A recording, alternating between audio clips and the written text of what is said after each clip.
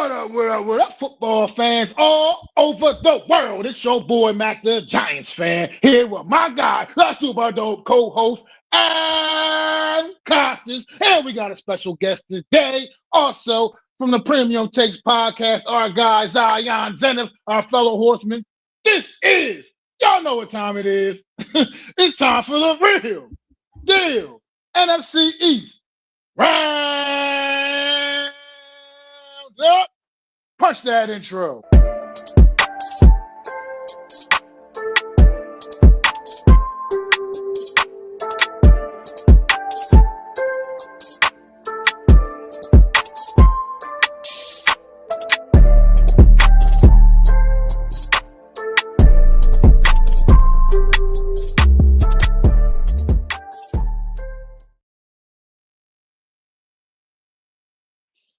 Good afternoon, everybody. Welcome to another edition of the Real Deal NFC Roundup. I am Mac the Giants fan, and it is my guy, super dope co-host Adam Costas, and we got Zion Zenith with us as well today.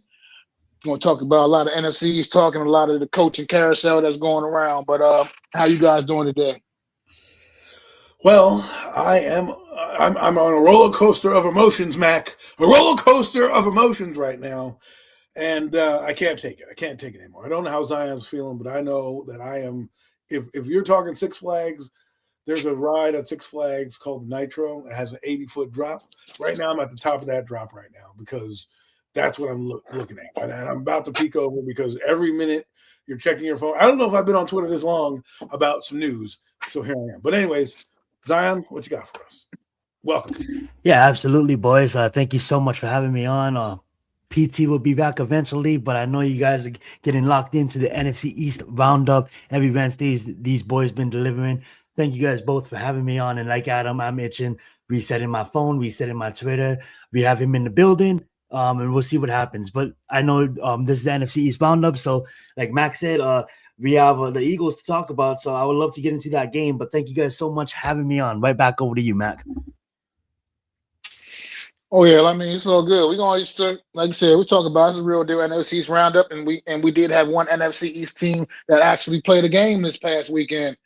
The defending Super Bowl champions, who are no longer defending that title, Philadelphia Eagles, hosting the San Francisco 49ers on Sunday, man.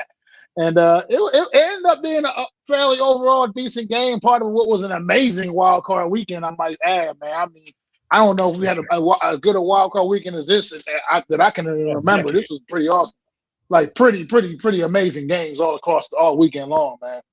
But up to them last couple, but that's neither here nor there. But yeah, these some good games, and the Eagles played on Sunday, hosting the 49ers, which has been.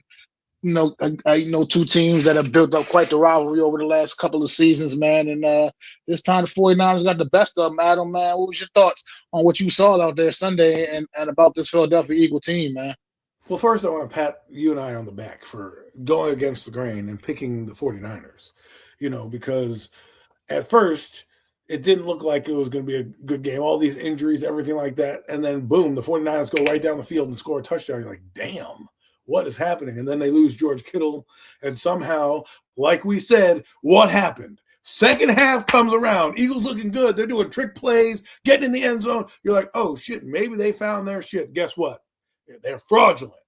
They've been fraudulent all season. They're fraudulent today. And that's why they're out, because of fraudulentness. And what I tell you, I said to Mac last week, I said, maybe they should have played their starters because they have trouble on the offense. Oh, but we're cool. We're the defending reigning champions. We don't care about the second seed. We don't care about this. We'll take a rest. Well, guess what? You didn't show the fuck up. I don't care if your body's fresh, Saquon Barkley and Hard Knocks. I don't give a shit about that. I give a shit about going into the playoffs. You know what the 49ers did? They played their fucking hearts out against Seattle.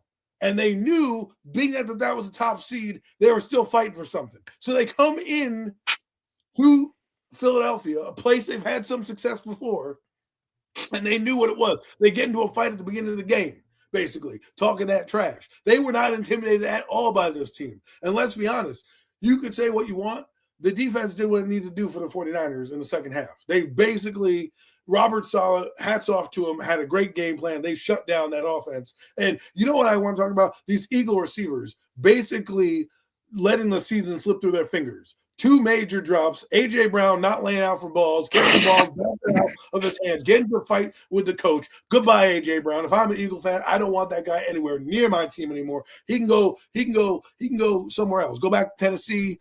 Go to New England. Go someplace else. Don't bring that nonsense here because you saw they can blame the offensive coordinator.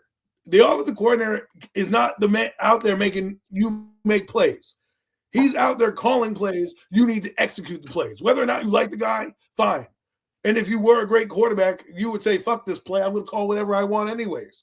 But he doesn't do that. And then when your quarterback, who wasn't terrible, but puts the ball in your hands in key moments of the game and you don't come through, that's terrible. And to me, the Eagles went out on a whimper. They came out strong. But like I said, and do I think that playing last week would change anything? No, but the mindset is what we're talking about. Going in there, letting these guys know you don't deserve to fucking sit. You don't deserve to be there. You deserve to keep playing. The last game they played before that game was against Buffalo, and they scored, 14 points or whatever it was? 13 points, whatever the hell it was. I think like 13 points or something like that, yeah. Right. And then you come out against Washington and get beat down by a team that had nothing to play for, and they beat you with the 4th string quarterback, not even the 3rd string quarterback, the fucking 4th string quarterback. Okay, guy who's not even been in the league. They pick up Josh Johnson and he beats you. So now you're going in all high and mighty defending champs, and you can't beat a team that barely has a fucking roster. They're on their fucking 4th linebackers, okay? They had Eric Kendricks. That guy played for Minnesota. Guy has been in the league for how long? He comes in and makes a play of the game at the end of the game. They had some linebacker named Wallow, who I've never heard of in my life, playing fucking middle linebacker next to this guy. And you couldn't do shit? You couldn't do a damn thing? Like, what the fuck are we doing? You know you're going to wallow in? You're going to wallow in your misery for the next fucking 9 months. That's what the fuck you're going to wallow in while he's shaking ass over the divisional round. That's what the fuck he's doing. And don't think they're not going to go in there and do something. They're gonna put up a fight because that's what the 49ers did all year. 12 wins. This is what me and Mac talk about with fucking records right now. Okay?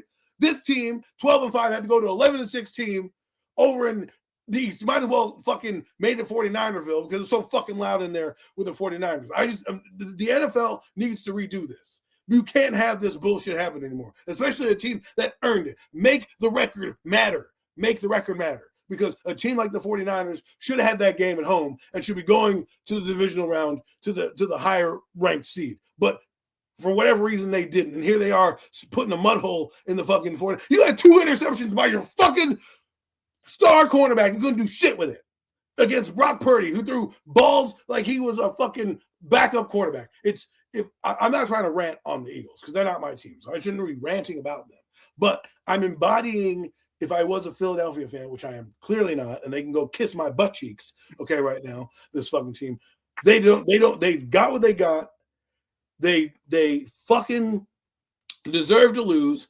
And what they need to do is they need to fucking get rid of Sirianni, reset this motherfucker, because they got a lot of shit they got. They owe the most money in the NFL. Okay, you hired all these guns to be a dynasty. You know what dynasty you are? A fucking no dynasty. You won 1 Super Bowl. You've been there. You could have been a dynasty. You didn't care. You know what you did? You had a fucking guy reading a fucking book on the sidelines last year. It doesn't matter. He's cool. We're cool. Guess what? That motherfucker, I don't want to hear anything about A.J. Brown anymore.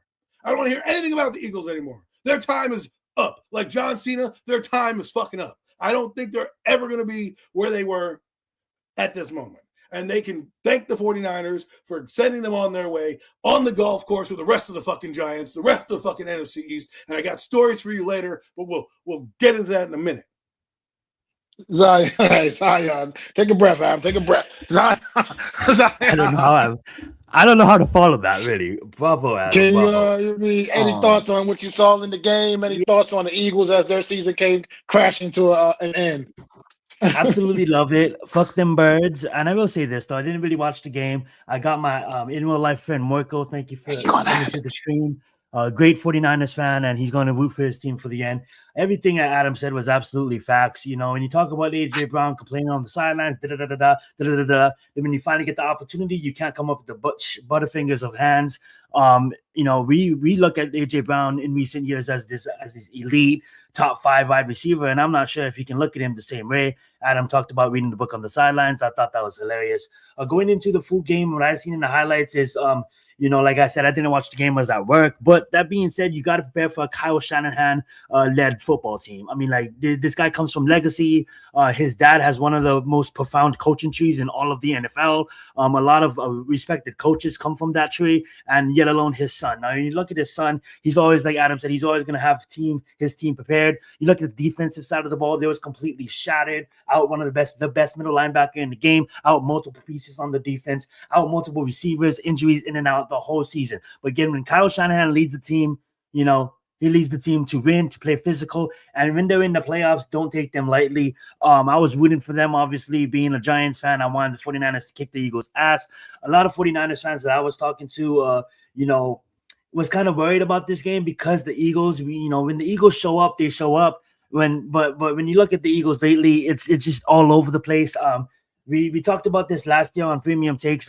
Yeah, we can't put Jalen Hurts in the top 5 a quarterback. Yeah, he had some moments in the game, what I seen on highlights, but at the end of the day, there's a lot of quarterbacks in the NFL, and at the end of the day, he has a lot to do. When I look at Nick Sirianni, this is what I disagree with Adam on.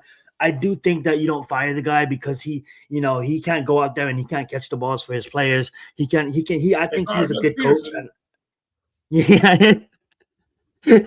That's good. I do think he's a good coach, and I do think that, you know, if he does lose his job, if they do let him go, he's obviously going to get a job like that. But I just think that with the market cap, Adam made perfect sense on that. To follow that, it's like, you know, my best friend growing up in Hawaii, he's a diehard Eagles fan. We barely talk, but when we do, you know, he always talks about bragging about the Eagles this, the Eagles that in recent years. And I tell him, okay, you guys better win that fucking Super Bowl, because in a couple of years, you guys are going to be in salary cap hell. You know, this team had the foundation of a dynasty, and it's just. I'm happy that it's fell short. It's like the Cowboys talking all this shit about going to the Super Bowl. The last time they went to the fucking Super Bowl, I don't even think compact disc was around. That being said, though, like, I just happy that they lost, and I'm happy that they're in salary cap hell, because they gotta pay a lot of people, and yeah, you can call Howie Roseman a genius and a cap wizard, but guess what? It's all fucking catching up to you guys, and guess what? Once we get our head coach in the building, and once we get our fucking defensive and offensive organization and our staff put in place, guess what? We are on the ascend. Well, those motherfuckers are on the decline. Shout out to Joe Ferris. Thank you for being here today, and shout out to Daniel, my boy, always coming in. I appreciate always seeing you. He's like one of our day ones, always in the stream. So special shout out to Daniel, and of course you, Moiko. Thank you so much for that comment. Let's get it back over to you, Matt. Yeah, I mean, you guys pretty much covered everything, but yeah, just to reiterate, like, some of the points, man. This Eagles, it's all about the offense, man. Because I'm gonna tell you right now, this Eagles defense, it did its job. I mean, what more you want to? I mean, Kenyon Mitchell with the 2 big interceptions, like, the fact that the Eagles, you did nothing with those. That's got to be frustrating to what is a phenomenal defensive unit that the Eagles have. I mean, their defense was rock solid once again in this game for the most part. You know, doing their job, doing what they needed to do, but it was the resiliency of the 49ers was different here, man. Like, it's just the resiliency of this team all season long.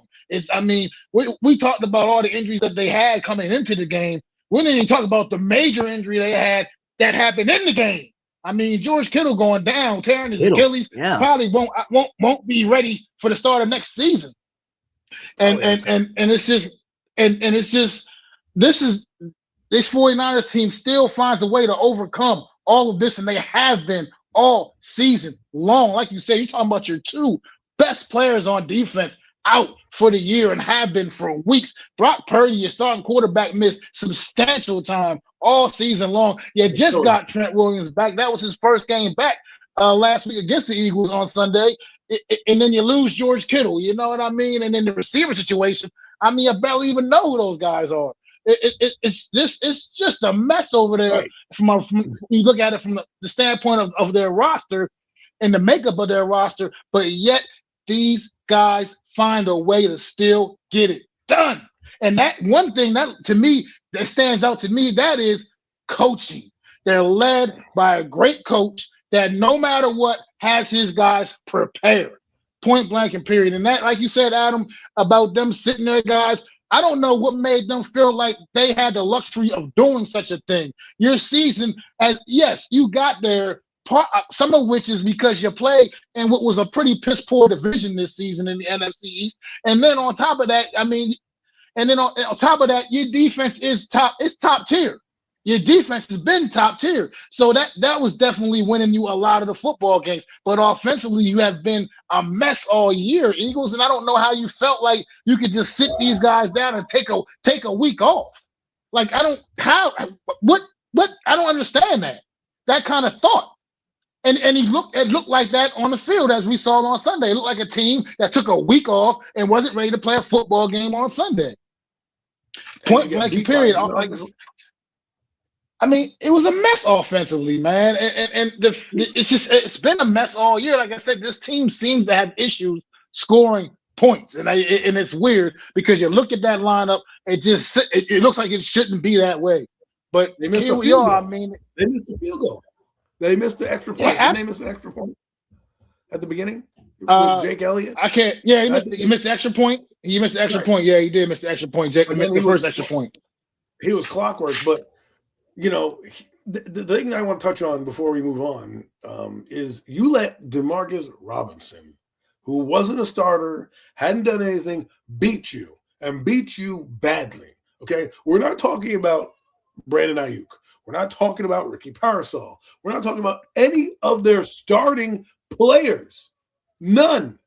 They have backups out there, and they're making them look like all-stars. And you have a all-star defense. Let's talk about it. All right, Jalen Phillips. You have Brandon Graham. You have Jalen Carter, Jordan Davis. You had Nakobe Dean, Zach Bond. We had Quinyon Mitchell. And you still couldn't stop these bums. The only way the 49ers most likely kept you in the game more than them keeping themselves in the game.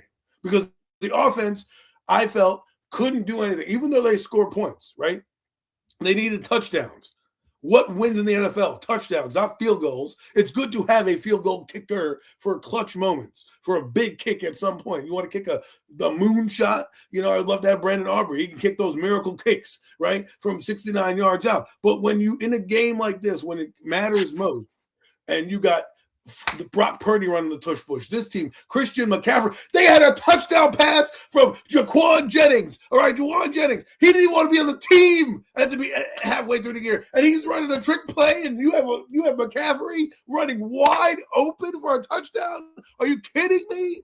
I think he had more touchdowns than Jalen Hurst, which is terrible to say that a backup player. And I've never seen a personal foul roughing the passer against a guy who was just in the backfield, who wasn't a quarterback. That was insane to me. So not only did they get roughing the passer, but then you have Christian McCaffrey track that ball. And once he caught that ball, I said it's over. I said it was over for Philly at that point because you're letting a guy not named Brock Purdy beat you, right? It wasn't Brock Purdy that threw that touchdown. It was Jaquan Jennings. And Jennings also had another touchdown later on in that game. So, the 49ers, they do what they do. They have a great coach in Kyle Shanahan who doesn't get enough praise. They somehow figure things out. When other teams lose guys and their seasons is decimated, they find a way. They find a way. It's almost like what the Patriots used to do back in the day. When guys would get injured, they would somehow find a guy who was mopping floors, come in as a wide receiver, and then tear the shit up. You know what I mean? Like a guy like David Patton, okay? Anyone doesn't know who David Patton is, go study the Giants back in the day. He was an arena leaguer, came for the Giants, had a couple big games. That guy comes in, meets with New England, and away they go, right? This is what Kyle Shanahan's doing. He's getting guys off the street, guys that have NFL experience that shouldn't be starters, that should probably be your third or fourth receivers, are now playing there, right? And they're doing their job. That defense, they play with heart, man. They play like their coach. They literally embody Robert Saleh. That's what they play like. Oh my God. Oh, that is, listen, and Evan Neal was burger flipping. Evan Neal will be doing some burger flipping this year because he ain't got no job after this. So Evan Neal, good riddance. But we're talking about the Eagles right now. We'll get to Evan Neal a little bit, that burger flipper. But to land this plane, the eagle or to shoot these eagles out of the sky. The Eagles did this to themselves. I do believe no one can tell me that not playing last game didn't hurt them. I believe it did. I believe you didn't, even though you're the champions, you can earn that, but you didn't earn that throughout the year with the struggles that you've had. I mean, they were talking about 2023. Remember the 2023 where they couldn't do shit? They went 10-1 and then lost their last like 5 games out of the last 7 or whatever it was. Last 6, they went 1-5 to end up 11-6, and then they let a fart off in Tampa Bay. That's the same kind of shit that happened here. And one thing was going to Tampa Bay that one year when they were a wild card team. You were at home. There is no excuse for you to do that. So you say not to fire Nick Sirianni. The reason I say that is because Philadelphia does a lot of irrational things. And to me, the way this went down is unacceptable if I was Harry Roseman. Now, I'm not saying they're going to do it, but they fired fucking Doug Peterson far less than that. Okay, he was having a bad year, and they wanted to tank, and he put in Nate Sudfeld, whatever the fuck that guy's name was, and he ruined it with ownership. This is not as bad, but you had 2 playoff collapses in the years you've been there with Nick Sirianni, and only because nobody in your division is any good is why you're there, is why you're in the playoff. Had the Giants or the Cowboys been able to do anything, this team would be at home. They probably would have fired Sirianni. They probably would have fired Pultulo, and we'd be talking about this. How many times are you going to fire your coordinators?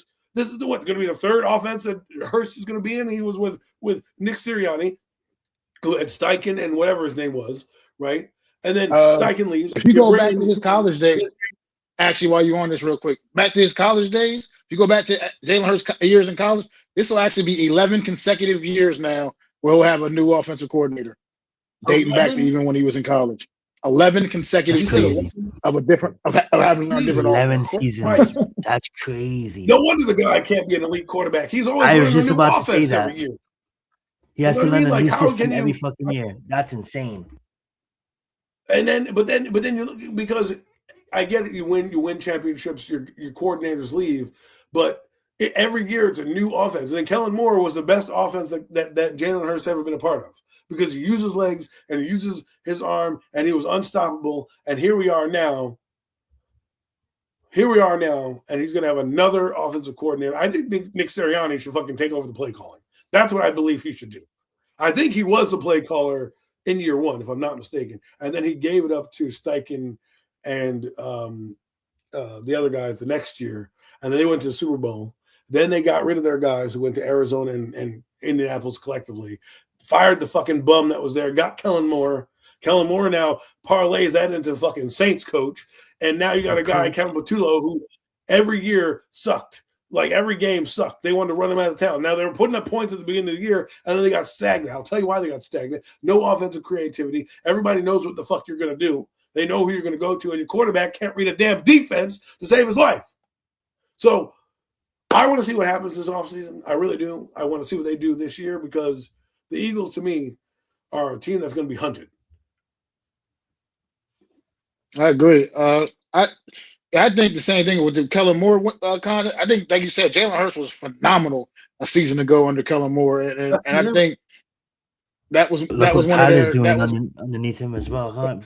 One of their biggest mistakes, man, was letting Kellen Moore get out the door. I mean, granted, he got a head coaching job, obviously, but sometimes you got to try to hold on to those guys that are valuable. I mean, I've been talking to Eagle fans. It's funny, myself, just guys I know, people I know, man, that are actually they're interested in, wouldn't mind the Eagles reaching out to Brian Dable of all people to come in and be their OC. As a guy that's worked with Jalen Hurts in the past. I think that would be a good move on their part, And I've talked to a couple of guys that feel like they would be good if they would bring in Brian Dable to be the offensive coordinator for Philly, man. So I don't know. That has no traction to it. Obviously, that's just the guys I know talking about it. You know what I mean? But I was just wondering what your thoughts could be about something like that. If that could be the case, if Brian Dable would go to Philly and become the OC, work with Jalen Hurts like he used to back in Alabama, and then also work with Saquon Barkley again as well. You guys have any thoughts on what? It worked out so well for him in Alabama, the coach, that he had to transfer to a new school. So I understand, bringing in Brian Dable, but like, my goodness, this guy, I'm sorry. Dable needs to go somewhere else, reestablish himself. I want to see him with an actual, develop somebody, right? Because Hurts is good, I guess, but I don't know if Brian Dable's all of a sudden going to unlock him to be this elite guy, right? If you want maybe because he runs QB power every 5 minutes, maybe that's why you want to do it. Maybe that's why you bring him in because, hey, you want to run a QB run? Great. Here you go, Jalen Hurts. We don't need Saquon Barkley anymore. We're just going to run you all over the place. So maybe that's it. I'd rather have him have Mike McDaniels because I believe Mike McDaniels is, a guy who came from the Shanahan tree, might be a little bit better to help with the passing game. Dable, I don't know if it's going to be, I don't know, maybe because I have a bad taste in my mouth, but maybe he comes in here. I don't know. If he gets the job, it would be funny, though. Pretty funny. I would look at it this way too. I know it's just a rumor among your friends and stuff, and I wouldn't mind it. I think Dable is an excellent offensive coordinator, but here's the thing, like Adam said too, I don't think developing Jalen Hurts 11 years into his career is going to help the kid. With a guy, I think he's shooting from like, okay, am I going to go be an OC for the Raiders and work with Mendoza, or am I going to be an OC for the Titans and work with Cam Ward? I think yeah, like Adam's saying, he's going to go to a team where it has a much younger quarterback that he can put a stamp on. Because if you look at what he did for Josh Allen, he left and Josh Allen continued to ascend. So he can't really put a stamp on that. If he goes to a team like the Raiders, they draft Mendoza. He works with Mendoza. I think Mendoza is going to be a superstar in this league. Household name in under 4 years. That's how I truly feel about the kid. I think Brian Day will want to put his stamp on approval for that kind of talent. You know what I'm saying? Cam Ward up in Tennessee, brand new state and stuff like that. That would be interesting. You know what? Brian Dable's going to go to the Commanders. That's who's going to be their new OC. He already loved Jaden Daniels in Hard Knocks. Why wouldn't you want to bring him in here and see what he could do with Jaden Daniels as a commander, a nice young guy that needs a quarterback a quarterback coach. Jalen Hurts to me is just limited in what he can do, and I just feel like I don't know if going to the Eagles will work out, but we'll see. Yeah, absolutely. It's just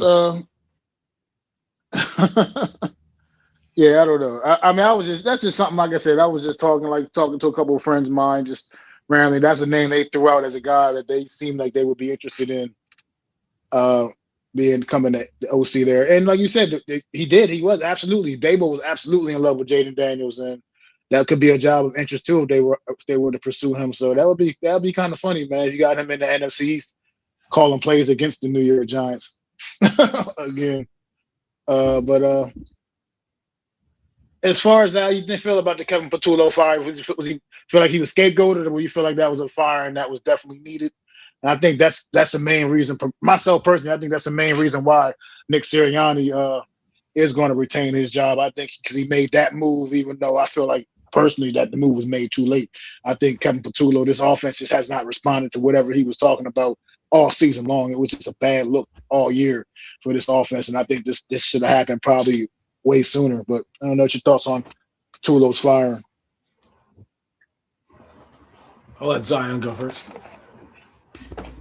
Yeah, I agree with that. I just feel like we watch the Eagles all season long. At least the games I watched. I know you guys probably watch them much closer because you guys got this show. But the Eagles games as I watch, it's almost as if like they always looked off.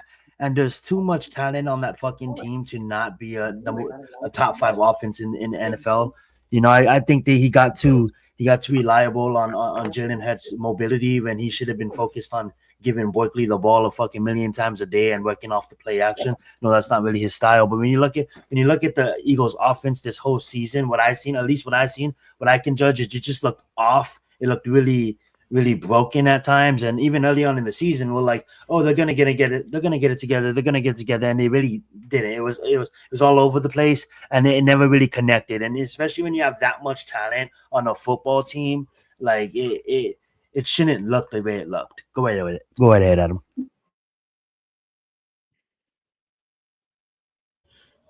He was scapegoated. Period. He was scapegoated.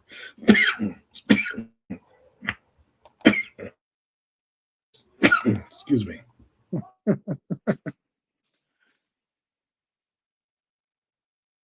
All right. Sorry about that, fellas. I got a little tickle in my throat. No, he was scapegoated.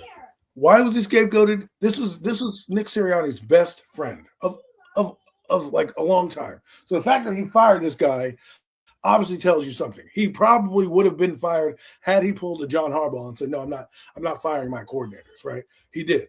Now, what to me, I don't know what Patillo did, so it's kind of bad because this guy never called plays. So you give him this year to call plays. You have to be able to adjust as a coach in terms of getting a new job, right? We always talk about this when we're talking about coaches.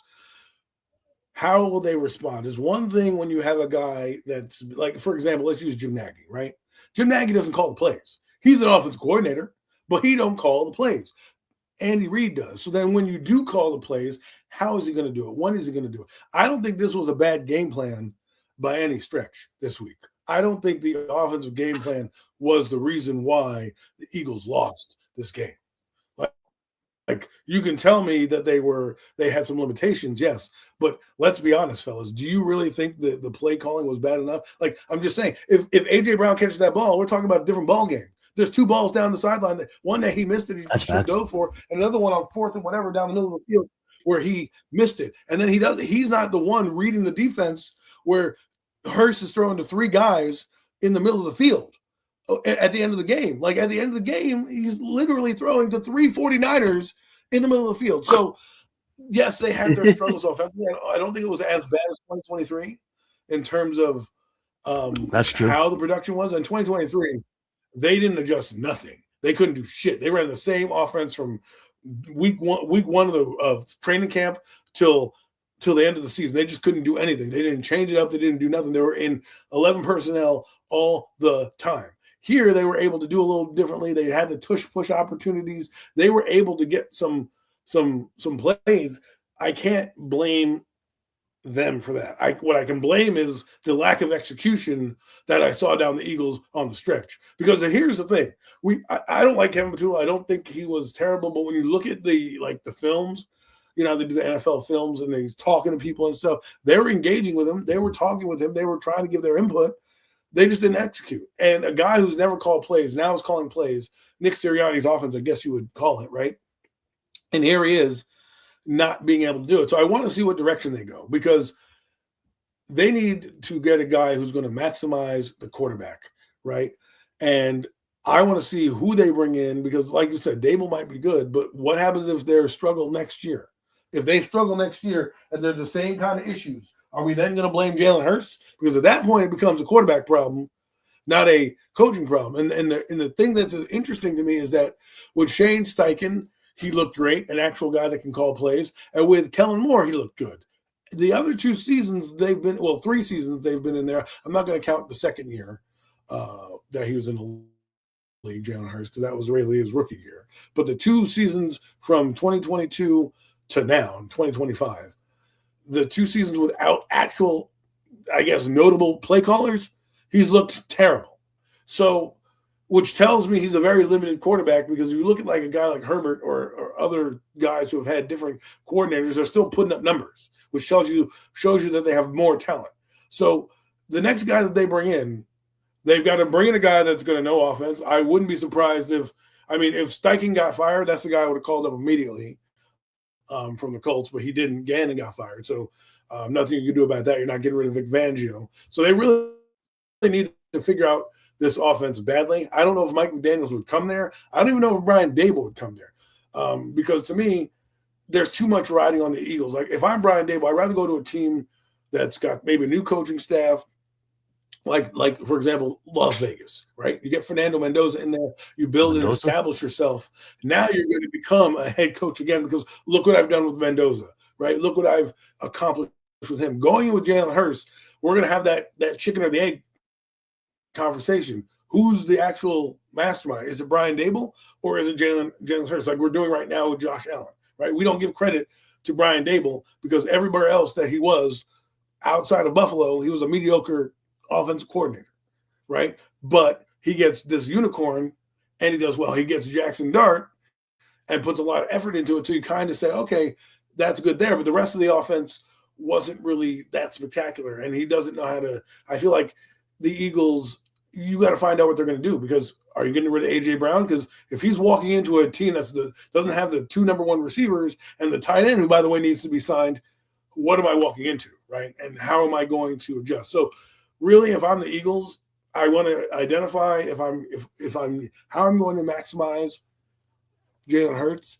And I feel like Kevin Patullo got the raw end of the deal, because he never was just like the guy who was the coach in part 2 was it Desai, I think the guy's name was the offensive coordinator after Steichen left.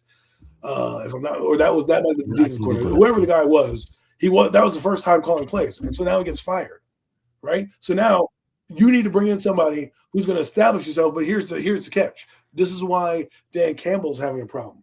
He set it up in his press conference. I don't want to bring in anybody good because I'm afraid they're going to leave. Meaning, I'd rather call plays and take the bird. Brian Johnson, my offensive coordinator here, than have a guy call it. Brian Johnson, Dan Campbell. That's what you're talking. Yeah, Brian Johnson. He never called plays in his life, right? So he gets thrust into this role, and then he gets fired. So what I'm trying to say is, either Nick Sirianni needs to bring in somebody, and then he calls the plays, or if you bring in somebody, if it is a Dable or a Mike McDaniels, know that they're on a short leash, because if they do perform, guess what? If they're in the playoffs, guess who gets poached first? Those coordinators, right? And because he's had some success with quarterbacks along, Mike McDaniels with the 49ers, and then, of course, down in Miami, and then you have Brian Dable, who, I guess you could say he is Josh Allen, but he was – I can't really – I don't want to put my stamp on that, because I don't necessarily – I believe Josh Allen would have been good regardless of Dable's there, to be honest, but we'll see what happens. I'll land this plane because I'm rambling on. This is a critical offseason for the Philadelphia Eagles, because right now you're not in the Super Bowl. You're not the same team that you were. And mind you, there are 6 other teams in the NFC conference, with the 3 in the North and the 3 in the West, who look like they're going to be here for a while. So you need to figure this out, because if you don't have a guy that's going to put you over the top and make you the number 1 seed, we're going to be back in this position next year. And we're going to say, well, does Nick Sirianni get fired? Like, he was one and done in the playoffs. He's not won a Super Bowl since he's had Kellen Moore. So this is a really big offseason. And I think they need to get this hire right, just like the Cowboys have to get their hire right for the defensive side. Well, I mean, it's like you said, it's important. I feel like it's not even just the teams you mentioned. Like you said, the teams in the NFC West, still 3 teams in the NFC West still battling it out in the in the divisional round of the NFC playoffs. I mean, that just tells you about that division right there. And then the NFC North as well. I mean, Minnesota played really good football down the stretch in that division as well. In Detroit, they're still they still got something to say about something too out there, even though they came short of the playoffs this year. But also the NFC East itself, their division.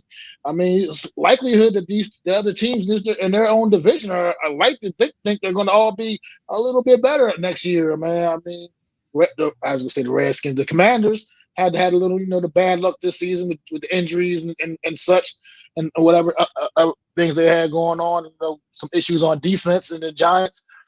A lot of people feel are just a good coach away from being a far more competitive football team. And the Dallas Cowboys, they're the Dallas fucking Cowboys. They do what they do. You never know what to really expect from them. They always got a talented roster, and you just never know what you're going to get. But expect them to be a little bit better. So the Eagles need to have an important offseason, because at this point they got to keep the rest of the teams in their division at bay as well. And it's not going to be necessarily. Not likely to be as easy next year as it was this past season, and even in their own division. So that's just something, I mean, for the Eagles. And I'm really tired of talking about these fucking Eagles right now. Let's talk about, some shit. Let's talk about, the big guy in the building today, man. Up in MetLife, up in New York Giants facilities, man. Not MetLife Stadium, but up in the Giant facilities. John Harbaugh coming in his first in-person interview. He chose to make that with the New York Giants. And how you guys feeling about John Harbaugh being in the facilities today? Well, let me get to my stories. quickly. And so here is John Harbaugh. Now, all week we've heard he's coming in the building. He's coming in the building. The Giants are shaking ass for this guy. They're doing everything, right? If you have think about it, if you have a wife, right, and you normally don't go to the back door, they're opening up the back door. Everything is open for the Giants. Okay, so here we are. Here I am, right, thinking we're getting Harbaugh, right? So I go to my kids' meeting, school meeting, and me and my wife are conversing after the meeting. We're just talking, and we know a guy who lives in the house that we've parked in front of. He's an Eagle fan. I guess he heard us because randomly he goes to check the mail, right? So he comes out and he starts talking to us, and he starts talking his hellish shit. He's like, I'm here to wipe your tears for that terrible loss that you had as an Eagle fan. He's like, I know, man, I can't believe this. This team stinks. How can I do it? Right. And here I am. I go, you know what? And this is before anything. I said, we're going to kick your ass next year with John Harbaugh in the building. And I'm like, all of a sudden, I'm looking at myself. I hadn't had a body experience.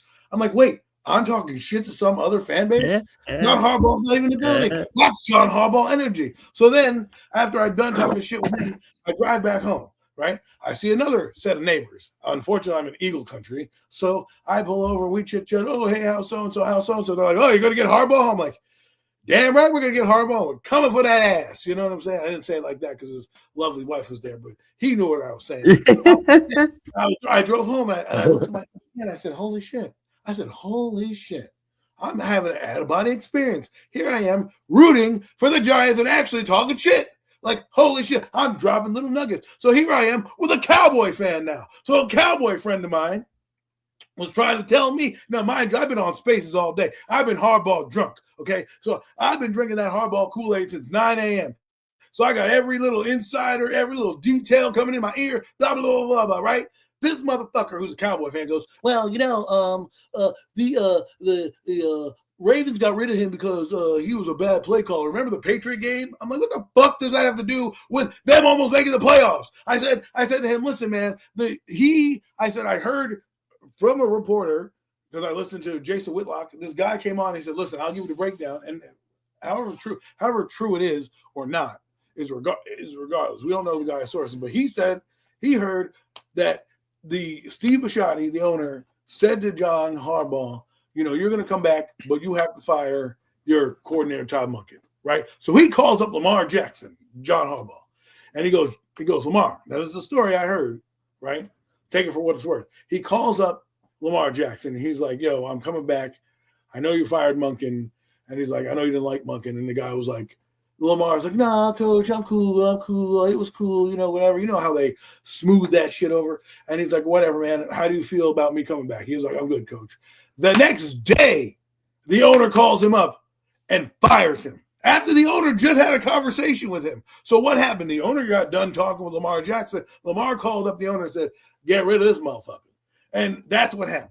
Okay, so he got rid. It wasn't in players mutiny and all that other bullshit that they're trying to spin. No, and even look at Steve Bisciotti right now. He's out there whacking Harbaugh on the way out. You know why? Because he's buying into the seats. He don't care about the fan base. He don't care about winning. He cares about Lamar Jackson and selling seats. Because a guy who's been 18 years with the organization, brought them their second Super Bowl title, right? With two different quarterbacks that's been to the playoffs every year. You get rid of him and then you kick him on the way out. Tells me all I need to know about that organization, where it was going. And they even asked him this week, if John Harbaugh was your coach, how much longer would he have been your coach? Oh, for another week. Ha, ha, ha, jokes. So what does that tell me? That tells me exactly what I need to know. They chose Lamar Jackson over Jim Harbaugh. But this Cowboy fan is trying to tell me about how John Harbaugh got fired. I said, do you realize I've been listening to John Harbaugh stuff from 9 a.m.? I've gotten every story on Twitter. I mean, I'm in a Giant space all day. All they're talking about is Harbaugh this, Harbaugh that, this guy this. I'm plugged in here. My little Cowboy fan who's been working his little job all day, definitely not listening to Twitter spaces, is going to tell me. I told him, listen, man, we're about to kick your ass. Who the fuck is Brian Schottenheimer? Who the fuck is Brian Schottenheimer? You're going to tell me that John Harbaugh ain't the best coach in the NFC East? You walk into that building? Are you kidding me? And you have Brian Schottenheimer. Nobody even knew his fucking name. He got the job by default. He got the fucking job. They didn't interview anybody. They were like, oh, Mike McCarthy's leaving. He's like, yeah, man, I'm out of here because you're not giving me a long-term deal. Like, how about you, Brian? And I guarantee you, Jerry Jones was like, I'm going to fire this motherfucker because it's easy because they got no name behind him, right? He's Brian fucking Schottenheimer. Sure, he's Marty Schottenheimer's kid. I love Marty, but he ain't Marty, okay?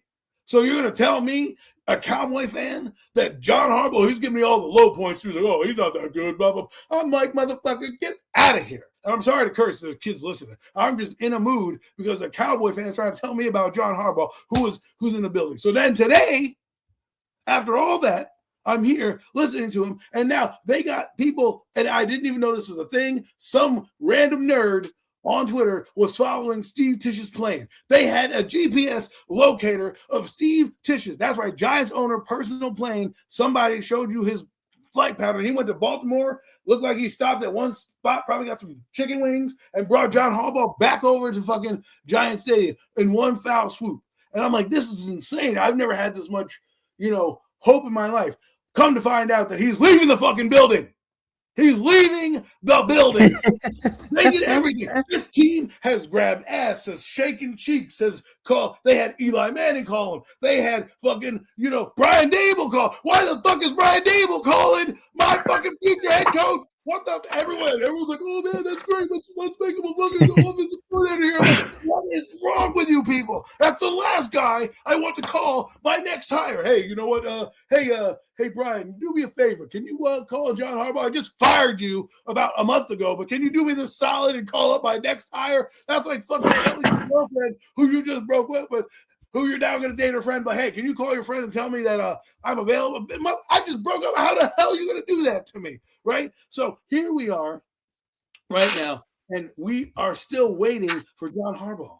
We are still waiting for John Harbaugh. But for that one brief moment, I was back on the Giant bandwagon for a minute. I was actually like, oh my God, we got John Harbaugh. I can talk some shit because if we get John Harbaugh, we're going to have an identity. People aren't going to respect us. They're not going to look at us like a fucking joker, put clown noses all over us. And then we're actually going to be legit. We're going to be on every fucking primetime game there is. We're going to be puffing our chests out because even though we may not win a lot of games because our roster's going to be gutted, we're going to fucking be relevant because we got John fucking Harbaugh on our side. We got to have Cowboy fans talking shit with Brian Schottenheimer as their coach. The guy looks like a dweeb compared to fucking John Harbaugh. But that's all right. We'll get there when we get there. If John Harbaugh is not our coach, it's going to go for naught, and we're going to end up with Kevin Stefanski, and then I'll really be sad again. But other than that, that's why I was excited. But I don't know why John Harbaugh is leaving. I'll let you guys chime in on what you heard, but I had to tell you those stories. I fucking love that energy, Adam. That was awesome. Love those stories. And as you should puff up your chest, and I don't think you should have nothing to worry about. I just think John Harbaugh is a guy that just spent 18 years at one place and developed his name there. Obviously, he was on the Eagles. I think it's no given. I'm like almost 95% positive that John Harbaugh will be our head coach next year. Number one, because he started, before he was in Baltimore, he was the Eagles. And now, they're in the same division. And I just think that the teams on the list, the three teams that he's going to have interviews with, the Giants are in the best possible position to land him. Here's my thoughts. He's been in a place for 18 years. He doesn't want to make a fast decision. He wants to respect the other teams. He wants to go down. He wants to go meet with the Tennessee Titans. They're going to pitch him on this brand new stadium. They're going to pitch him on Cam Ward and all this. Then he's going to have to go and obviously meet the the Atlanta Falcons. I think they already fumbled the bag with that fake fucking post. He didn't fucking interview him. He talked to Matt Ryan on the phone for a couple of hours. We has been an organization like you have. Like you said previously, yes, we're shaking ass, but we're doing it in all the reasons as we should. We have a future owner. Hopefully, John stays strong and he beats it. But eventually, one day will come that the team will have to be transferred, and we have a future owner already flying to go have dinner with him in Baltimore. Then John invited him to his house. So that was the first thing we got on these other teams. Then exactly our co-owner, Steve Tisch, sending his official Giants private jet with the NY on the plane. I love these kids nowadays. They just track everything, and then like Adam said, already bringing him in first class. The last 2 times we did that was for Joe Judge before we hired him, and then for Brian Dable before we hired him. The thing I look at too, Joe Judge, I know that name makes me laugh too.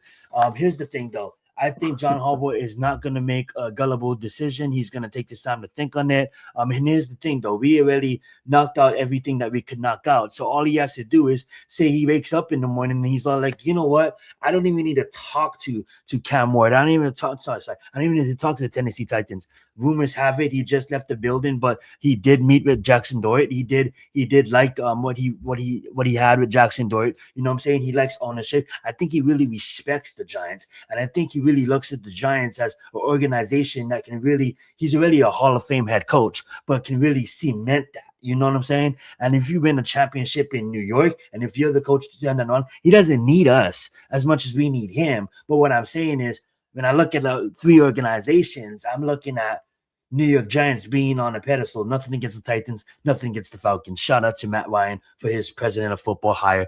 Great move by the Falcons. That being said, though, focusing on us, I think we're in a position we're going to pay him what we want to pay him. I think the meeting went great. I just think that both parties, it's almost like a mutual agreement. Like, we're not going to rush you. Take your time. And I don't think it's going to take longer than Friday. I think we'll know by Friday if he's going to be our coach or not. And I honestly think he is. And I think, honestly, guys, my honest truth, these are the names that this is my dream list, but I don't see it happening. But I do see some head coaches coming in here and coach underneath him because the Giants gave him the green staff. He can do whatever he wants. He can basically get whatever hires he want to get in here. You know, money's not an option with us. Whatever you want, you get. And he said he's going to pick his own staff. So let him bring a guy in. Joe, your job's going to get a whole lot easier. You just stand in the corner and learn for a couple of years. He's going to make you keep your job. John Harbaugh's going to come in here and you're going to take credit for a lot of shit as he should. But Joe, you can develop as a GM underneath him. And I say that in all respect, Joe. That being said, he's going to make your job easy. You'll still get the same salary, but he gonna make some moves, you know what I'm saying? So you have to do less work, Joe. Congratulations. That being said, though, jokes aside, dream staff. I want John Harbaugh as our head coach. I want Mike McDaniels as our offensive coordinator, and I want Raheem Morris as our defensive coordinator. If that fucking happens, the NFL should fucking fear us. But I honestly think if those 2 offensive coordinators doesn't get hired, the defensive coordinators doesn't get hired, I think we're gonna bring some names here that people's gonna recognize. When John, really speaking into existence, when John Harbaugh signs his Hancock with the New York Giants. That being said, though, I will say this: it's going to happen. So we just gotta think positive, and I think you should, Adam, you should boost your chest up because it's been a long time. It's been over 12 years since Giants could even do that. You know what I'm saying? And I think whether it be John or I know this for a fact, it's something's good. Something's good come for this team, you know, and it's only upwards from here on out. I actually forgot what I was going to say, so I was trying to remember while dragging that on, but I can't remember it. So I'm going to just pass it over to you, Mac. And I honestly think we're in good hands no matter what happens this offseason. When you have a quarterback like Dorrit, when you have a roster with talent, a defense with talent, we just need a coach to coach these guys up. And I truly believe that we're not that far up. We've seen the Chicago Bears do it. We've seen the Patriots do it. We've seen the Rams do it when McVay took over. We've seen Washington do it last year. It's not that hard. The most important position on the football field is the quarterback, but the most important position in the building is the head coach. Let's get it right. Go right ahead, Mac. What a season! What an off season to need a football, to need a new head coach. I tell you, man, this has just been crazy. I can't remember an off season where you had coaching candidates like this lined up, man. Like, this is just nuts. But John Harbaugh, this is the guy. This is the coup de grace. You know, this is what we all want, myself included, you know, and obviously, you know, I kind of tend to agree with you, Zion. I think he's just an honorable guy. He's honoring commitments that he has already made. You know what I mean? He's going to go listen to what other guys got to say. But I feel like, and I stand on it, the New York Giants job is so fucking desirable. I mean, yes, they got a great young quarterback in Tennessee down there in Cam Ward, but we got a great young quarterback here in New York, man. I think we just a little bit closer than Tennessee is to taking that next step, man.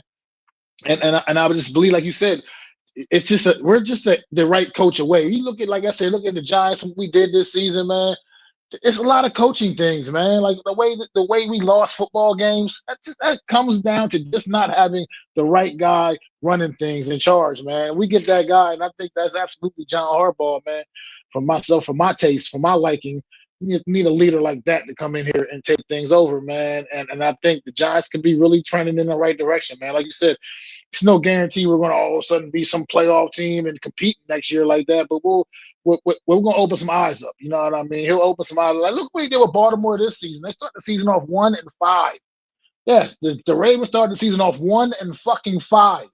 And then week 18, he got these guys playing. If they win that football game, they'd have been in the postseason, winning the AFC North Division, man. So that's the kind of coach he is, that even with the season starting off as disastrous as it did in Baltimore this year, he still was able to turn that season around enough and had them playing in a very meaningful game in the last week of the season. The state came up short and didn't quite get there, but at the same time, that's what kind of coach he is. That's what we're talking about getting in New York, man. A guy of that status, man. Like I said, and I'm glad because I thought this was going to be the issue, that the New York Giants were going to be acting like, puff their chest out like we're the big bad New York Giants. No, they're rolling that red carpet out for John Harbaugh. You know what I mean? Yes, they're willing to give this man basically whatever the hell he wants, and that's what I'm talking about, man. I don't know about by this week, and I don't think it's going to be quite this way. I think maybe by end of next week for sure we'll have a decision by John Harbaugh. Not for anything else, because he knows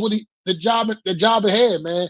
No matter which team he picks, he understands that he's got to get to work. You know what I mean? So you ain't got time to be fumbling around trying to figure out where you want to go. You got to get there because you got work. There's work to be done. Whether you pick the fucking Giants, the Falcons, the Titans, there's work to be done in all these locations. You ain't got time to be figuring out where you want to go. So I think by end of next week, before we even go into the conference championship round, man, I think we're going to have a decision by John Harbaugh, and that decision needs to be big blue. But let's talk about some of the other guys. This, like I said, this is an off season full of star-studded candidates. Mike McCarthy already came in, and it didn't go so well. It didn't go so well from what I'm hearing, man. Like things I've heard, it didn't it didn't really move the needle, So looking like he's kind of, pushed to the side right now. You know what I mean? Still haven't done anything formal with like Kevin Stefanski. Just don't know what Mike Tomlin is even going to do. Mike Tomlin being the big news come out from yesterday. You guys, some of the other guys, man. Just in case. I mean, obviously, I think John Harbaugh is a consensus that we all want. But in case that doesn't work out, like what's some of the other guys you guys thinking about? Because there's still some big names out there. Well, for the Giants, everyone wants to go first. The consolation prize would be Stefanski. That's what they've already. The rumor has been whoever doesn't get Harbaugh is going to get Stefanski of those like three teams. So to me, I like Cliff Kingsbury. They haven't. I don't know if they've interviewed him. They've interviewed a couple other guys. But the only other guy that's even been talked about has been Stefanski. So I'll just talk about him, I guess. I'm going to take what he did at Cleveland, different than some people. The fact that he won 11 games with that team in a division that had John Harbaugh and Mike Tomlin in there, right, and a Bengals team that got good with Joe Burrow, it really does mean something to me. I know it's coach of the year. I don't think Dable should have won his coach of the year because Kevin O'Connell was better than him record-wise, and I mean that's who I felt should have won it. No slight on the Giants, but I base it on record, and that the Vikings were just as bad as the Giants, right? They didn't win that many games the year prior, and then he comes in this game and destroy. Remember, because they lost Kirk Cousins that year, where it was Achilles, so they all got fired from that and Case Keenum and all that stuff. So he comes in that year and changes the whole team. They go 11-4. Obviously, they lost in the playoffs, but I just felt they were better. But I'm not going to take it away. Kevin Stefanski has two of those in a division and a conference that's actually legit with Kansas City in that conference, a two-time coach of the year. He would bring with him Jim Schwartz, who probably would be the coach of the Browns, who he's waiting on, I guess, to see what he'll do. But I would inquire about it unless he gets the job. Then I would bring in Raheem Morris. I don't think Raheem Morris is going to get a job as a head coach, not because he doesn't deserve it. I think he should, but because of what Atlanta did. And they kind of unceremoniously cut him. If I'm Kevin Stefanski, I'm lining him up. If I'm Jim Harbaugh, I'm lining him up, or John Harbaugh, excuse me. But that's kind of the guy that I'm looking for. Maybe a Jeff Hafley. They know they brought in a mentor. McCarthy, I don't think the interview with McCarthy was blown away, because I think they know what they're getting with McCarthy. Remember, they could have interviewed McCarthy early on, right? Remember, he wasn't tied to a team. So as soon as they fired Daboll, we don't know if they've had any conversations since then, and the interview being a formality. But before I pass the mic to Zion real quick, I wanted to mention that I know you guys are optimistic, and I am too, that John Harbaugh is going to be our coach. Why would it matter to go to other teams? There's two ways about this.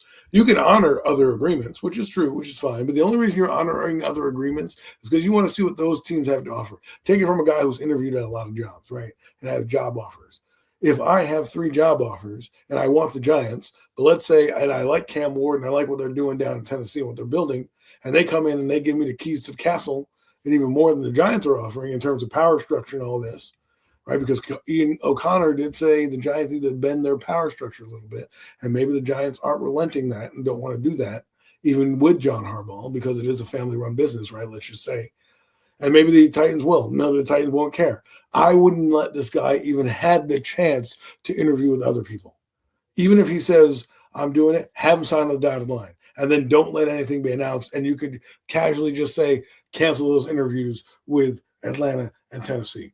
Now, again, he hasn't technically gone there, but that they're reporting this. So the reason why I'm coming back to this, even though Mac had, moved us on to the other candidates, is I wanted to say this before, let Zion go deeper into some of the thoughts about his candidates, only because if I want this guy, and the Giants have done so much to get him, now you're going to let him walk out of your building to even entertain the thought of another team. I'm not saying he's not going to choose the Giants. And I'm not saying you guys are wrong that he's a classy guy to do that. I just feel like if he wanted the Giants from day one, this should have been a wrap right now. We shouldn't even be hearing stories. And now I don't want to, the one thing I want to say is, before we didn't know about Harbaugh, now we know because there's people in the building that know, and leaks get leaked, right? And that's what happens sometimes. But anyway, Zion, I'd love to hear your candidates.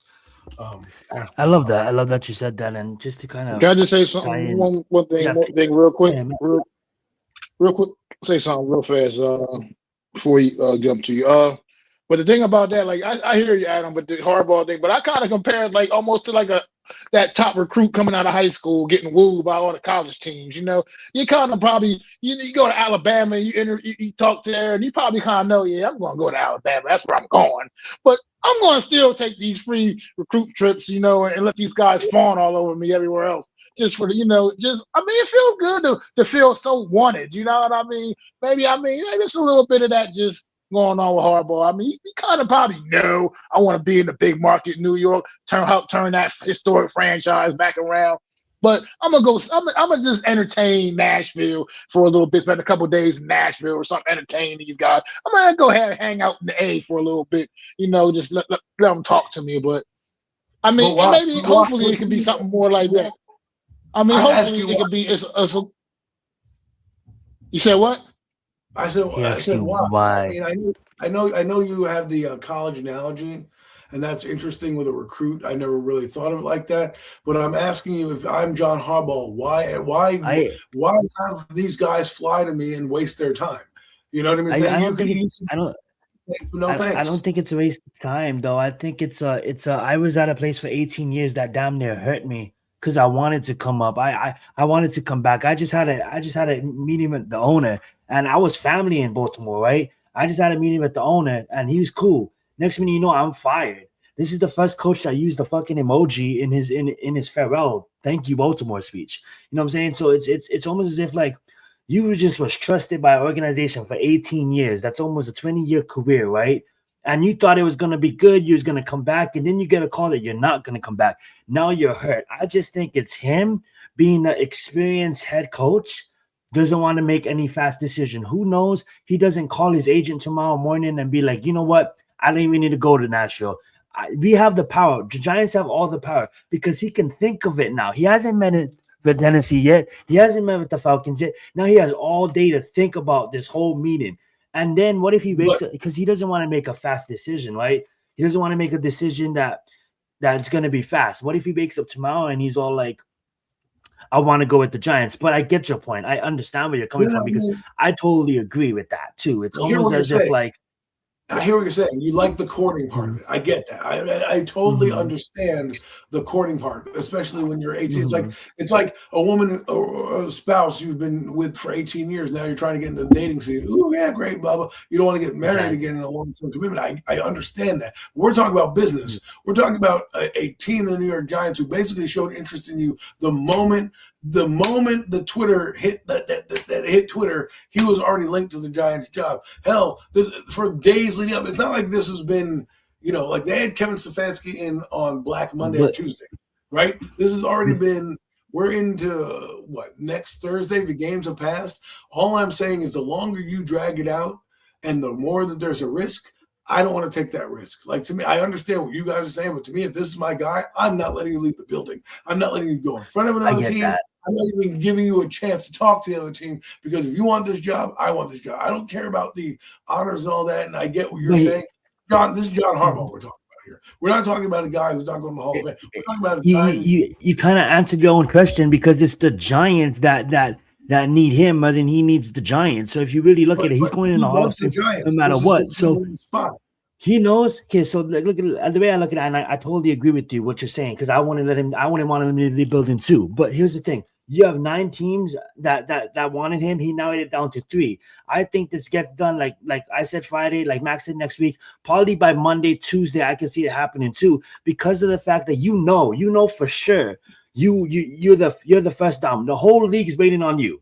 Once you fall, then everybody's gonna get hired. Everybody's gonna hire their coaches. It's gonna be like boom, boom, boom, boom, boom, right? Because the Senior Bowl's in 2 weeks, right? So these teams want to move on that, right? So that being said, though, it's for him. It's almost as if like you can't kidnap me. I'm gonna leave this building because I'm fucking John Harbaugh. I respect the private PJ. I respect that, but you got to respect me. And I was just in a relationship for 18 years, and I'm not trying to make a fast decision. I really need to take the night to think of it. Who knows that they don't even have something? Agree with you. Continue, yeah.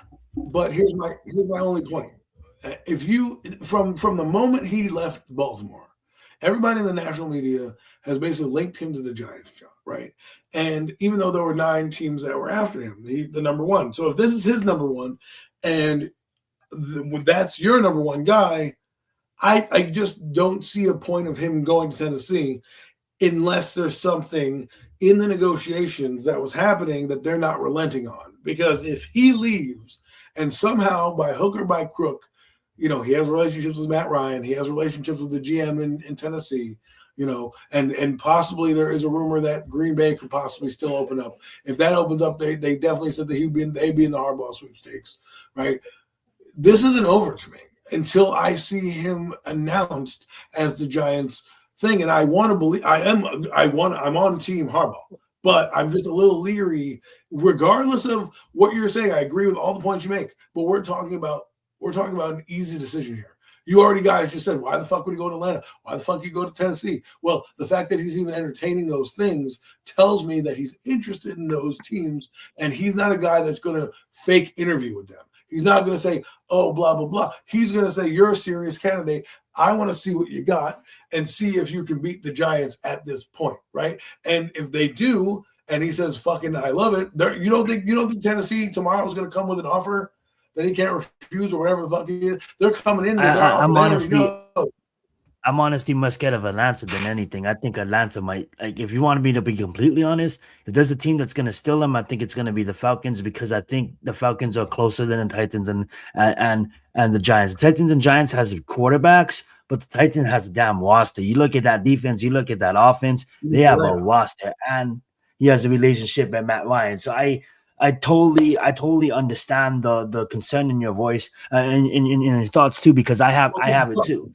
I have it too, because I totally can see something where we wake up on a fucking random Saturday and it's all like John Harbaugh signs with Atlanta, never left the building type shit. What we wanted him to do for us. I feel that, Adam. I really do.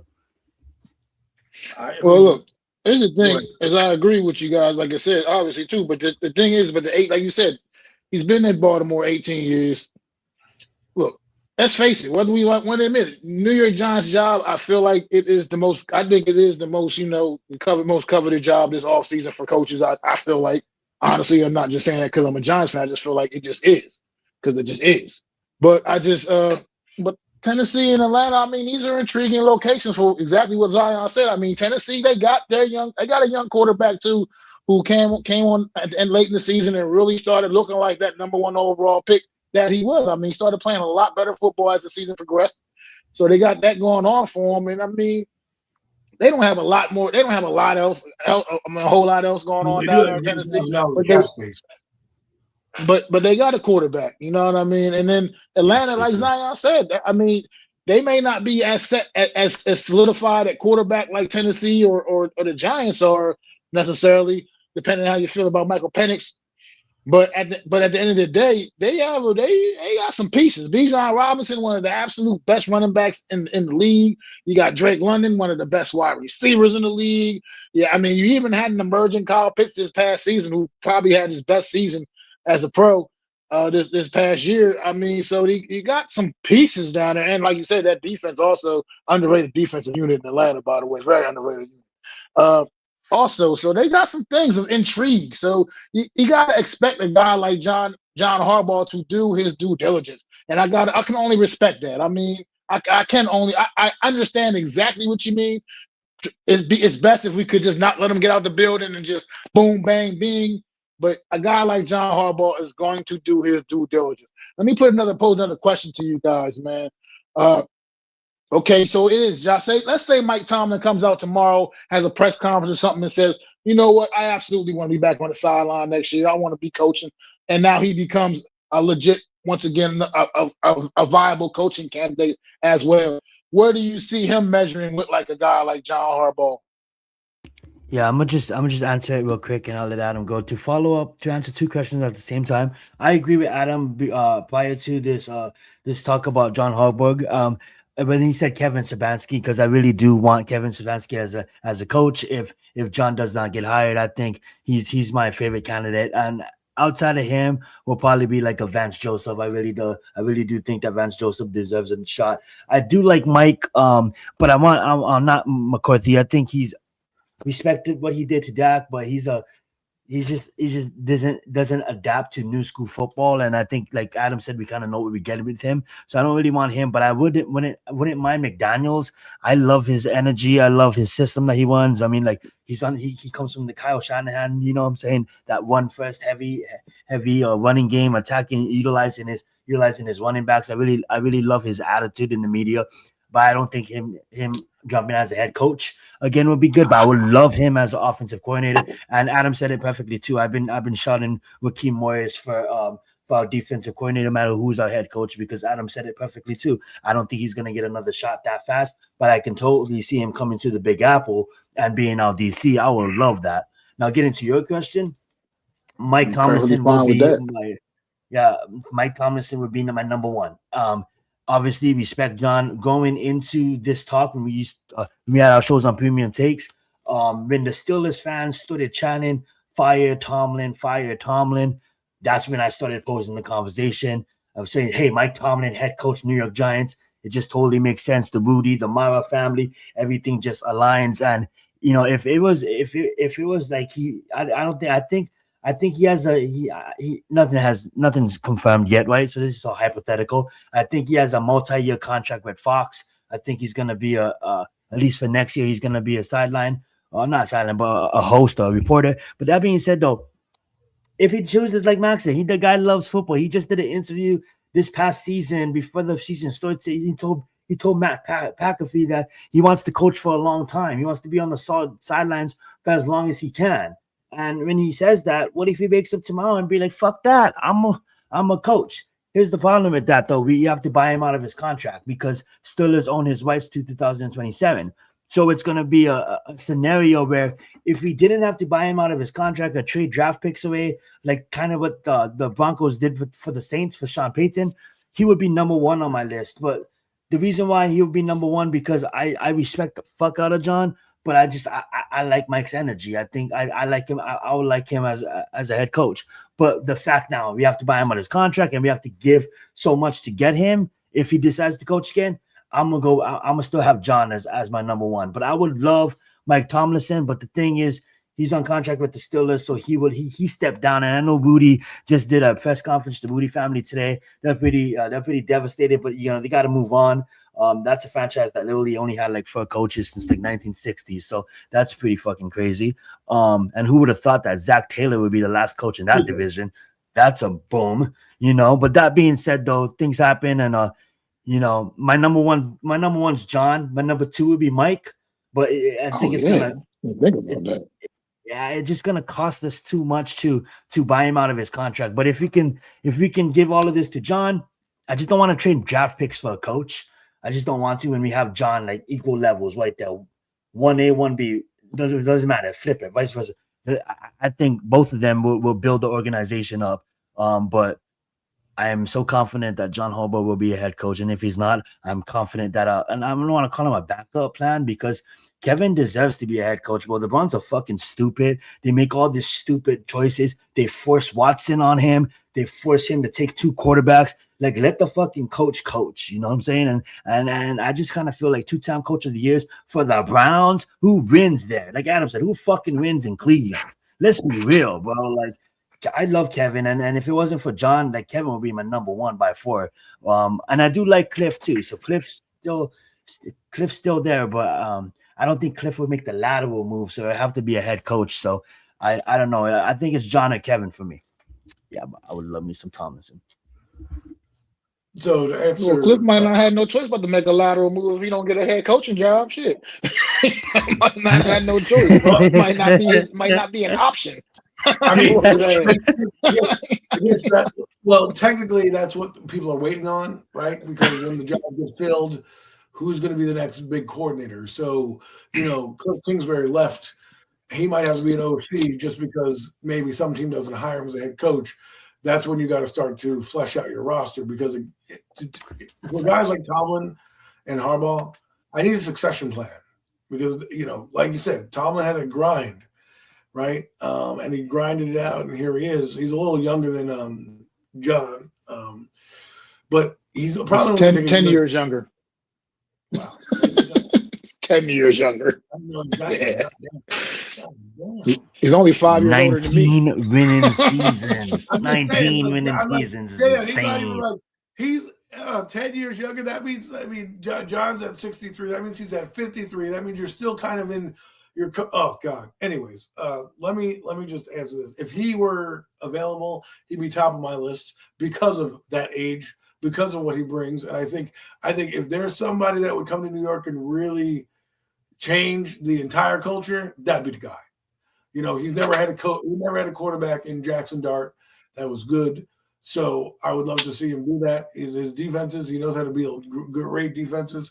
He knows how to motivate his men. So, and obviously you can tell the players love him and the team loves him. He had to resign. He didn't want to get fired. He had to step away. There's a difference. Now, if all things were equal, I would give up whatever they want. And because it's the Maras and the Rooneys, I don't think you'd be giving up much. If he said, I just want to step down, but I'd rather go to the Giants, and he's like, we own his rights, I don't think they'd fleece the Giants. I think they'd understand and, be reasonable about it.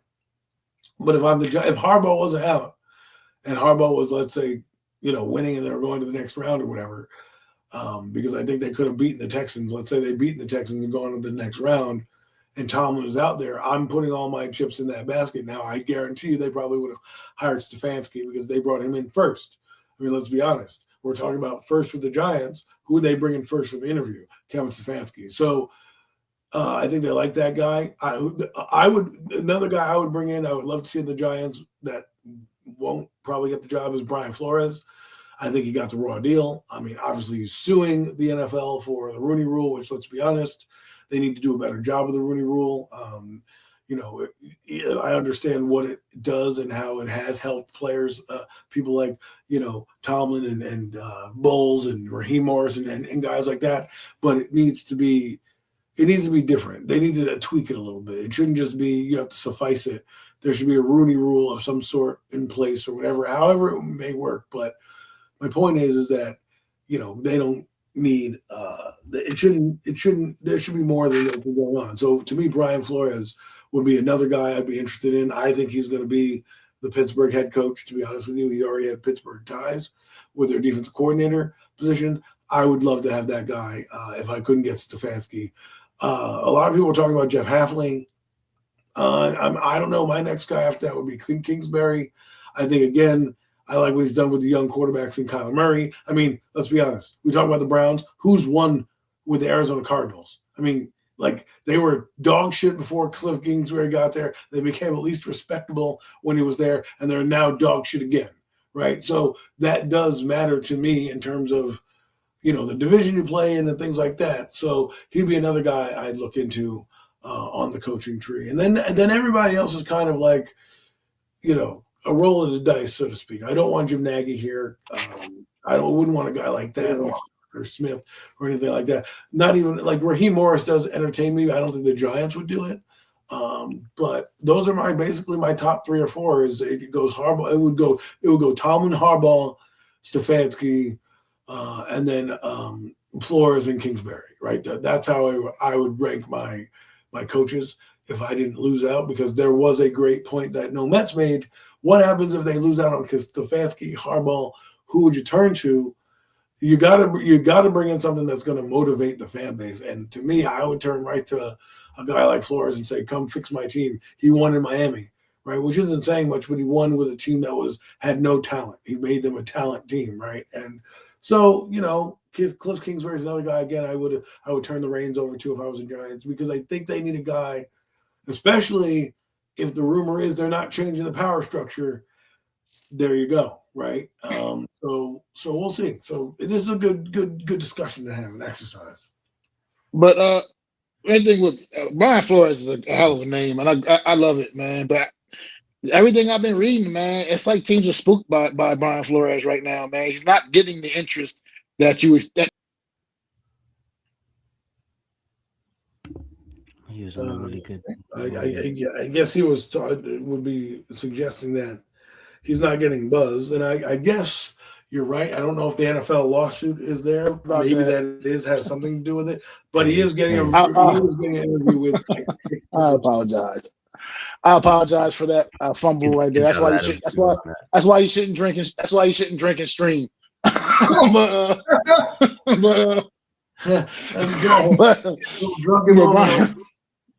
Brian Flores, he's not getting the interest that I feel like he deserves. Well, you look at that Minnesota defense. That Minnesota defense, man, was just absolutely, especially down the stretch. That shit got turned to being downright scary.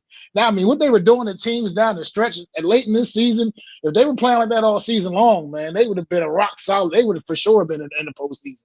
But I think teams just seem spooked out by him a bit. His case apparently is getting moved to the Supreme Court, and so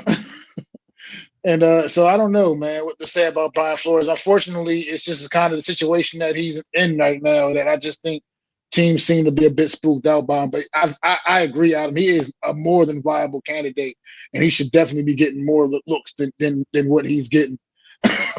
But can't believe I just did that shit live on camera. but anyway, we all have our moments. I was talking. You were drinking. That was good. I guess this is what the Giants do to us, folks. This is what the Giants do to us, okay?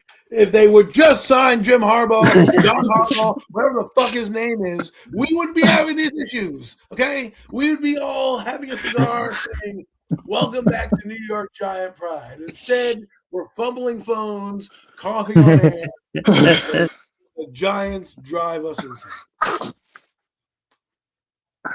But as far as the Tomlin and the Harbaugh thing, though, between those guys, I just hold them in the same regard. I said it on a video I did the other day or yesterday or whatever. Yesterday, I guess I did it. I just hold these guys as the same status, man. To me, it's a win-win either way. You're not losing with either one of these fucking guys. Mike Tomlin, all he does is win. Harbaugh, he's a winner. These guys, they just win. And I don't think you. And to me, it's not a matter of teams truly interviewing them. They're interviewing the teams, motherfucker. Like, look, you tell me, like, what makes you believe that you're worthy of me being here? Yeah, obviously they're not. Those guys ain't gonna walk in there and act like that. But that's just the reality of what it really is, man. These are the kind of coaching candidates that you just don't see this every year. These ain't just a couple little hot shot coordinator guys that are some new guys on the block. No, these are proven leaders, head coaches, guys of major success. For the last 2 decades, the Baltimore Ravens have been a standard in the NFL. The Pittsburgh Steelers for far longer than that, and just it didn't slow down. I mean, you come off, you go from Chuck Noll to Bill Cowher stepping in those shoes, and then Bill Cowher doing what he did with the Steelers, and then Mike Tomlin comes in and has to follow behind a Bill Cowher, and all he did was win for damn near 20 years. Like, I mean, it just, to me, I'm cool. If you get one of those guys, success. Period. Point blank and period. I'm fine. You get one of them, that's all that matters. Look, I am right now a little more hardball, only because right now, without the full commitment of Mike Tomlin and whether he really wants to be back on that sideline, usually sometimes when guys have those kind of reservations like that, it makes me a little skeptical. Like, is he really in it, or maybe he needs that little year off or something to kind of recharge his battery, whatever, because he, like you said, he's still a young guy. I mean, he's only 5 years older than me. Shit, me and Mike Tomlin was damn near in school together at the same fucking time. So shit, So good. He's still a young guy. He's got time. He takes a year off to figure out what he wants to do. But if they're both, I mean, either way, you end up with either one of those two guys, man, I'm fine. And just to speak on Kevin Stefanski briefly, it's hard to measure a guy based off of what he did in Cleveland, because the Cleveland Browns are an absolute mess of an organization. And I mean, they had to pretty much buy the soul of Myles Garrett to even keep him on board this past season. So they're a shit show of an organization. It's hard to measure anybody. I mean, Bill Belichick failed in Cleveland. A lot of guys fail in Cleveland because Cleveland is a failing organization. Look at Baker Mayfield right now, and Cleveland had him. You know what I mean? Like, he's the top quarterback in the league, and Cleveland let that go. So it just goes to show you what kind of organization. It's hard to measure anybody from that. I think Stefanski is a solid coach, and I honestly, if things aren't to work out with the two big names right there that I mentioned, I'd be perfectly fine if Stefanski was also that guy, man. I'd be perfectly fine with that. What's going on, Tudo? Good to see you, What man. up, Tudo? I wanted to say though, guys, I do have to run, but I'm sorry to leave in the middle of the show towards before we wrap. But I just wanted to say thank you so much for bringing me on. It was so great talking about this, and I haven't been on much lately, but that's about to change. And PT will be back eventually. But I just wanted to thank you, Mac. Thank you, Adam. This was fun. Sorry to dip in the middle, but I do have to go do something. And I really, really appreciate you guys having me on, man. That was great fun talking. Hopefully, we get who we want in John Hobo. Appreciate you popping on, bro. Absolutely, brothers. You guys have a good one. All right, man. Late. But Adam, real quick, like, I know a guy that you're high on it, Jeff Hadley, the Green Bay coordinator, man, defensive coordinator. He's not even on the Giants list, man. How do you feel about that? He's not even on the list of guys for the Giants of interest right now for the Giants. I don't know how you feel about that. I guess because he was linked to the Giants so long, I'm surprised that he's not even getting an interview. They interviewed Minter, and I think they interviewed Shula. Or one of the two, and it was Shula and Kubiak. So it's kind of interesting that they didn't do that. I don't know if they know that he's going to Miami, because I think that's where he's probably going to end up being a head coach out there. He's in Miami because they got the guy from Green Bay. So I wouldn't be surprised if it's him or LaFleur that end up in Dolphin land. So I don't know what's happening, but I think the Giants have done a hell of a lot of interviews, And it's kind of strange, if you ask me, because they're the one team that can somehow, hire anybody they want, and they're still doing interviews. And as of right now, Ian O'Connor, who is plugged in with Harbaugh, has said that Harbaugh has only met with the Giants in person, which means something. I don't necessarily know if it means anything because he wanted to bring teams to his house anyways. But John Mara obviously couldn't come out there. So if you want the entire ownership group to be there, he has to fly to New York. So keep that in mind when we are talking about this. But, I'm surprised Hafley wasn't one of the first. I thought he would be at least – I thought he might have been number one, but they brought in Kevin Stefanski. I think everything was pointing to Stefanski being the guy until Harbaugh shook loose. And I wouldn't be surprised if I'm pretty sure that Harbaugh will probably be a coach, but there's no guarantee, even with Atlanta and these teams lurking, if he leaves the Giants building and get a chance, they're going to do everything in their power to get him and do whatever they need to do. And if that means sell their soul to the devil, they'll do it. The Giants have to be able to figure out what it is that they're missing. So if they don't get him, I expect them to hire Stefanski immediately. As long as they didn't get hired by Atlanta or Miami before then, which I don't think, if Harbaugh is really going back home to interview, I don't think Atlanta's going to hire anybody right now. And they just interviewed Antonio Pierce. I think the Titans did too. So these teams are getting lined up and gearing up. It's going to be a fun couple more days. Yeah, it is. I mean, as part of Antonio Pierce, he also interviewed with the Giants already, and our interview went well. And I mean, I don't know how you feel. I'm definitely have no interest in that whatsoever. I just don't. I just don't see it. I don't see him being ready to become in and really truly lead a team. I don't know how you feel about Antonio Pierce. I don't want any parts of anybody with New York Giants ties. That's been the problem with New York Giants, continuously trying to bring in guys with New York Giant ties and New York history with the Giants. I don't want that. I want somebody to come in and make some new history for the New York Giants, not somebody that's already had history with the New York Giants. I don't know how you feel about that, Antonio Pierce. Well, I don't believe it one bit, to be honest with you. I think it was a favor as a legacy. Rumor is that they wanted to put him on Harbaugh's staff. I think he needs to go somewhere and be a D coordinator first, but I'm not sure if that's here.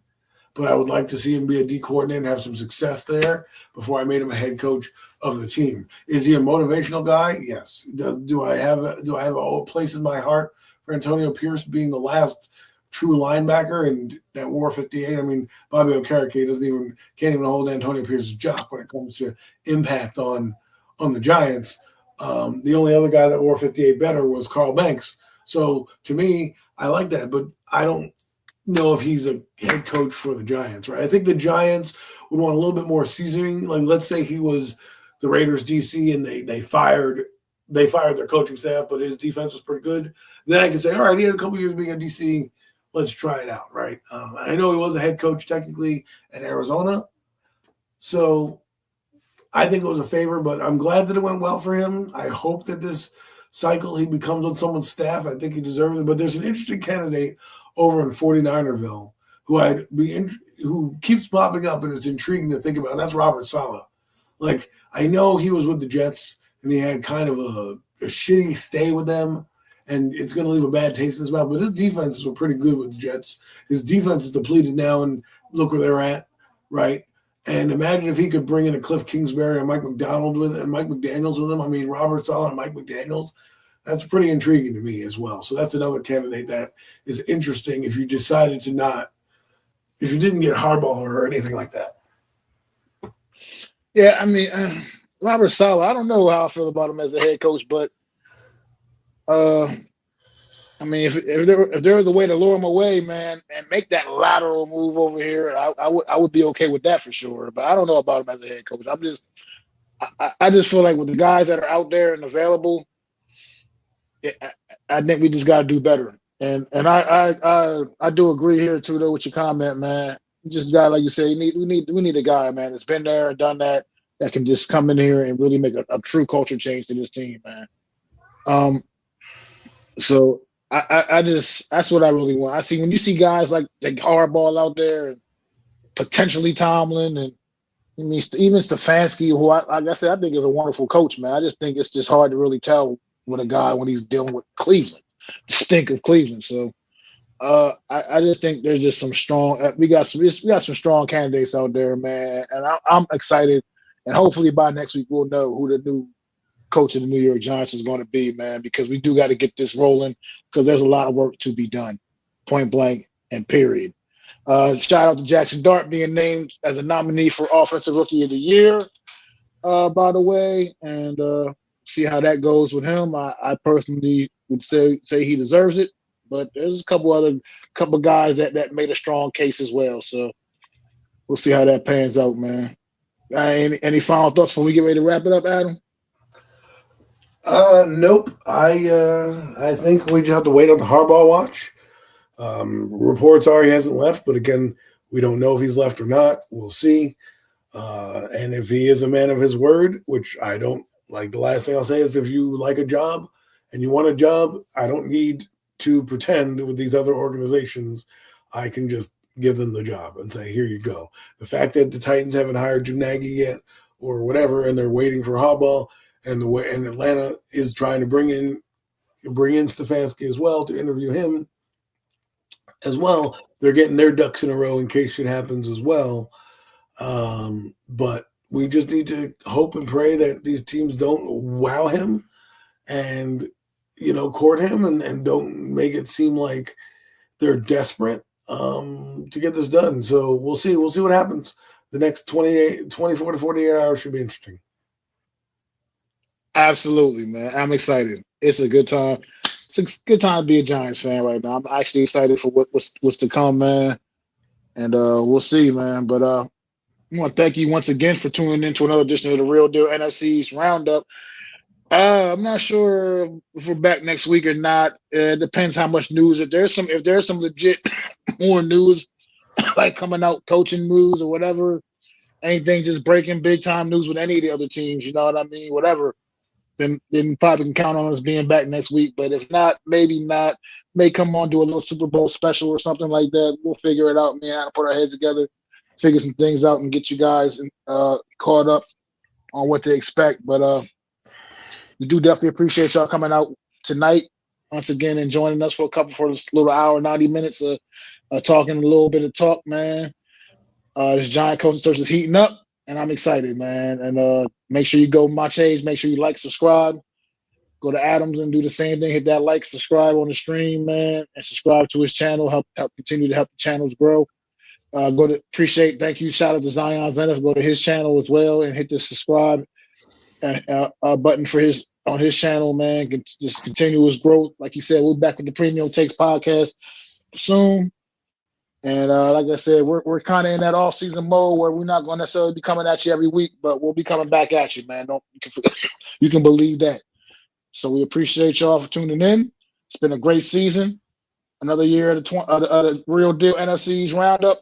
Basically in the books, the NFC East is a done deal for this season. And we'll be back. You'll be seeing us around, man.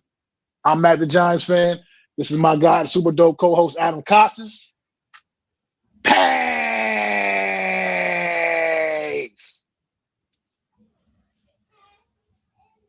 Oh, shoot. I'd like to thank you all for listening. If you was feeling this, please take time to subscribe and smack them likes. Feel free to drop a comment. Let me know what you think. Don't forget to ring that bell so you know when I'm dropping new content.